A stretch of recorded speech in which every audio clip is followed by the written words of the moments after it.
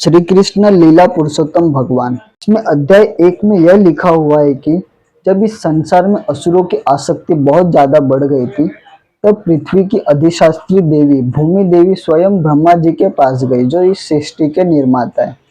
ब्रह्मा जी ने सारी वेदनाएं पृथ्वी जी की सुनी। तब भूमि देवी और ब्रह्मा जी स्वयं क्षीर सागर के तट पर गए, जहाँ स्वयं भगवान श्री विष्णु निवास करते हैं। तब वैदिक मंत्रों द्वारा ब्रह्मा जी ने उनसे प्रार्थना की। तब भगवान ने उन्हें एक संदेश भेजा कि मैं बहुत ही जल्दी इस पृथ्वी पर जन्म लूंगा और असुरों का वध करूंगा। यह सुन पृथ्वी देवी बहुत प्रसन्न हो गई और वहां से चली गई। और फिर एक बार जब सूरसेन के पुत्र वसुदेव तथा देवकी का ब्याह संपन्न हुआ, तब ऐसा कहा जाता है कि देवकी के पिता देवक ने उन्हें दहेज में 400 हाथी, 1500 घोड़े तथा 1800 रथ और 200 सुंदर बालिकाएं मेरे साथ में भेजने की व्यवस्था की थी। और कंस जब उनका रथ हाँक रहा था, तब आकाश से तेज गर्जना हुई और आकाशवाणी हुई कि हे मूर्ख कंस, जिस बहन का रथ तू हाँक रहा है, उसी बहन का 8वां पुत्र तेरा वध करेगा।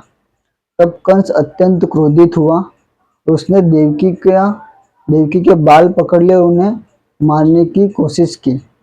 लेकिन वह कंस से प्रार्थना की, हे कंस, तुम्हें तुम्हारी बहन से डरने की कोई आवश्यकता नहीं है। ये तुम्हारे वध का कारण तो इसका 8वां पुत्र होगा। तो मैं ये तुम्हें वचन देता हूँ कि इनके एक एक करके सारे पुत्र मैं तुम्हारे पास लेके आऊंगा। इसके बाद तुम उसके साथ जो चाहे वो कर सकते हो। कंस इससे प्रसन्न हुआ और उन्हें खुशी खुशी उनके घर जाने दिए। जब वसुदेव और देवकी का पहला पुत्र हुआ, तो वसुदेव ने उनका पहला पुत्र कंस के समक्ष प्रस्तुत किया। लेकिन कंस ने उस पर दया भाव दिखाकर उसकी हत्या नहीं करी। कंस ने वसुदेव को यह कहा कि मेरे मृत्यु का कारण तो 8वां पुत्र होगा, ये तो पहला पुत्र है, मुझे इससे डरने की कोई आवश्यकता नहीं है, इसे तुम वापस ले जा सकते हो।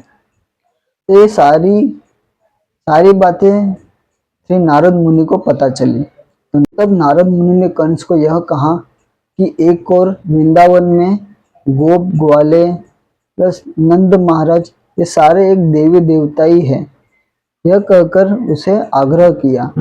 तब कंस यह समझ गया कि देवी देवता प्रकट हो चुके हैं, तो उनके श्री भगवान श्री विष्णु भी जल्द ही प्रकट होंगे।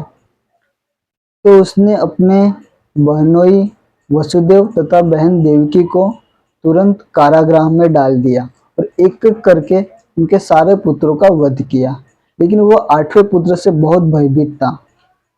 तब उसने नारद मुनि से उसे पूर्व जन्म का पता चला।